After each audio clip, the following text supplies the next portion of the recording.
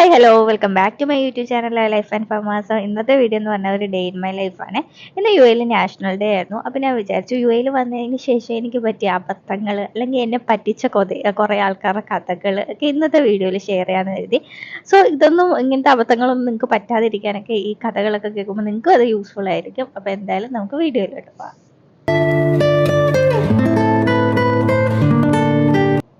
U എയിൽ national day ആയതുകൊണ്ട് തന്നെ എവിടെ നോക്കിയാലും ഫ്ലാഗുകളും അതേപോലെ കുറേ ലൈറ്റ്സും ഒക്കെ ആയിട്ട് നല്ല ഭംഗിയാണ് കാണാനായിട്ട് കേട്ടോ. പ്രത്യേകിച്ച് രാത്രിയൊക്കെ ലൈറ്റൊക്കെ ആയിട്ട് നല്ല ഭംഗിയാണ്. സോ ഇന്നത്തെ ഒരു ഡേ ഇൻ മൈ ലൈഫ് അല്ല, ആക്ച്വലി കുറേ ദിവസം മുമ്പ് ഞാൻ ഷൂട്ട് ചെയ്ത് വെച്ചിരുന്നേ. അപ്പോൾ അത് ഇന്ന് ഞാൻ ഇൻക്ലൂഡ് ചെയ്യാമെന്ന് വെച്ചാൽ ഒരു ഓഫ് ഡേ ആയിരുന്നു എനിക്കന്ന്. ഇക്കുവിന് അന്ന് ഡ്യൂട്ടി ഉണ്ടായിരുന്നു, 5 മണി വരെയും സ്ട്രെയിറ്റ് ആയിരുന്നു. രാവിലെ തൊട്ട് 8 മണി തൊട്ട് 5 മണി വരെ ഡ്യൂട്ടി ഉണ്ടായിരുന്നു. അപ്പോൾ ഞാൻ രാവിലെ എഴുന്നേറ്റ് എന്തെങ്കിലും ചെറുതായിട്ടൊക്കെ ഉണ്ടാക്കി ഇക്കുവിനെ പറഞ്ഞു വിടാനായിട്ട് നോക്കുകയാണ്. അപ്പോൾ ഇന്ന് ബ്രെഡാണ് എടുത്തത് കേട്ടോ. ബ്രെഡ് ജസ്റ്റ് മുട്ടയിലൊന്ന് മുക്കി അങ്ങനെ പൊരിച്ചാണ് എടുത്തത്. സമയമൊന്നുമില്ലായിരുന്നു, കാരണം രാത്രി വന്ന് കിടന്നത് 2 മണിക്കായിരിക്കും. പിന്നെ രാവിലെ എഴുന്നേറ്റ് 8 മണിക്ക് പോകണ്ടേ. അപ്പോൾ രാവിലെ എന്തായാലും എഴുന്നേറ്റ് ചെയ്യാനൊക്കെ സമയം വേണ്ടേ. അതുകൊണ്ട് പെട്ടെന്ന് ഉണ്ടാക്കത്തൊക്കെ എന്തെങ്കിലുമാണ് എടുത്തത് കേട്ടോ. അപ്പം നമ്മുടെ ടോപ്പിക്കിലോട്ട് കിടക്കാം. എനിക്ക് യു എയിൽ വന്നിട്ടുണ്ടായ അബദ്ധങ്ങൾ എന്ന് പറഞ്ഞാൽ മെയിൻലി എനിക്ക് ഫാർമസിയിൽ നിന്ന് അല്ലെങ്കിൽ വർക്ക് ചെയ്തുകൊണ്ടിരിക്കുമ്പോൾ ഉണ്ടായ കുറേ അബദ്ധങ്ങളാണ് കൂടുതലും ഉള്ളത് കേട്ടോ. അബദ്ധങ്ങളല്ല, എന്നെ പറ്റിച്ച കുറേ കാര്യങ്ങളും അങ്ങനത്തെ കുറേ കാര്യങ്ങളാണ് എനിക്കുണ്ടായത്. സോ മെയിൻലി എന്താണെന്ന് വെച്ചാൽ എനിക്ക് യു എയിലോട്ട് വന്ന സമയത്ത് ഇവിടുത്തെ കാര്യങ്ങളോ ഇവിടുത്തെ ആൾക്കാരെ കുറിച്ചിട്ടോ അങ്ങനെ ഒന്നും എനിക്കറിയില്ലല്ലോ. അപ്പോൾ ആരെന്ത് പറഞ്ഞാലും നമ്മളത് വിശ്വസിക്കും, നമ്മളോട് നന്നായിട്ട് സംസാരിക്കും, നമ്മൾ വിചാരിക്കും ഓ നല്ല ആൾക്കാരായിരിക്കും എന്ന് വെച്ച് നമ്മൾ സംസാരിക്കും. സോ അങ്ങനെയൊക്കെ വന്നിട്ട് കുറേ അബദ്ധങ്ങൾ എനിക്കിവിടെ വന്നിട്ട് പറ്റിയിട്ടുണ്ട് കേട്ടോ. അപ്പോൾ ഞാൻ ഫുഡൊക്കെ കഴിച്ചിട്ട് പിന്നെ അത് റൂമെല്ലാം ഒന്ന് ക്ലീൻ ചെയ്യാനുണ്ടായിരുന്നു. കഴിഞ്ഞ ആഴ്ച എനിക്ക് തീരെ വയ്യാത്തതുകൊണ്ട് ഞാൻ റൂമൊന്നും ക്ലീൻ ചെയ്തിട്ടില്ലായിരുന്നു കേട്ടോ. അപ്പോൾ അത്യാവശ്യം നന്നായിട്ടെല്ലാം അഴുക്കായിട്ട് കിടക്കായിരുന്നു. തുണിയെല്ലാം ഒരുപാടുണ്ടായിരുന്നു മടക്കി വെക്കാൻ. അപ്പോൾ അതെല്ലാം ഇന്ന് ചെയ്യാമെന്ന് കരുതി.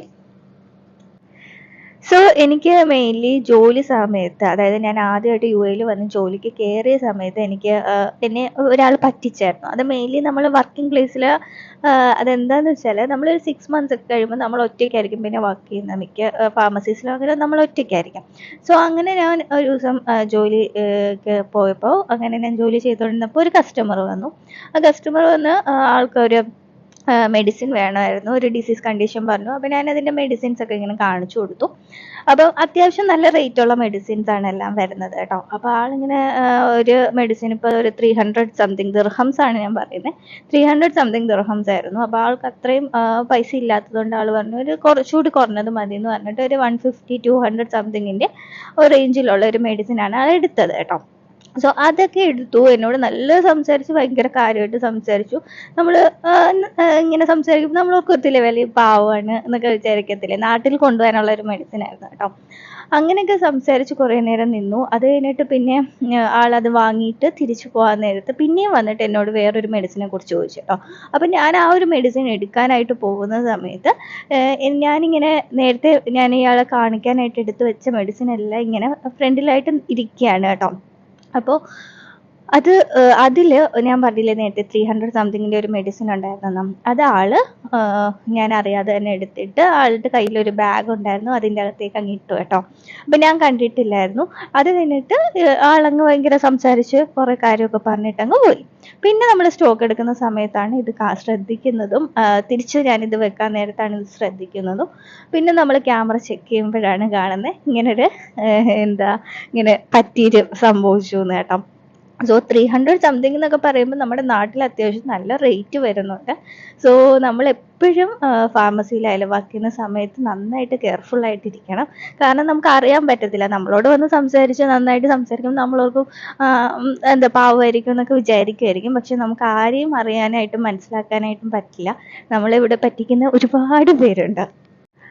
അതായിരുന്നു എനിക്ക് ഫസ്റ്റ് കിട്ടിയ ഒരു പറ്റീര് കേട്ടോ. പക്ഷെ എനിക്ക് ഭയങ്കരമായിട്ട് വിഷമമായിരുന്നു ആ ഒരു സമയത്ത്, കാരണം ആൾ അത്രയും കൂളായിട്ട് എന്നോട് സംസാരിച്ച് എടുത്ത്. അപ്പം നമ്മളൊട്ടും വിചാരിക്കത്തില്ല ഇങ്ങനെ ചെയ്യുമെന്ന്. സോ അങ്ങനെ ഒരു അബദ്ധം പറ്റി. പിന്നെ ഞാൻ അത്യാവശ്യം നന്നായിട്ട് കെയർഫുൾ ആയിരിക്കും ഓരോ കാര്യങ്ങൾ ചെയ്യുമ്പോൾ.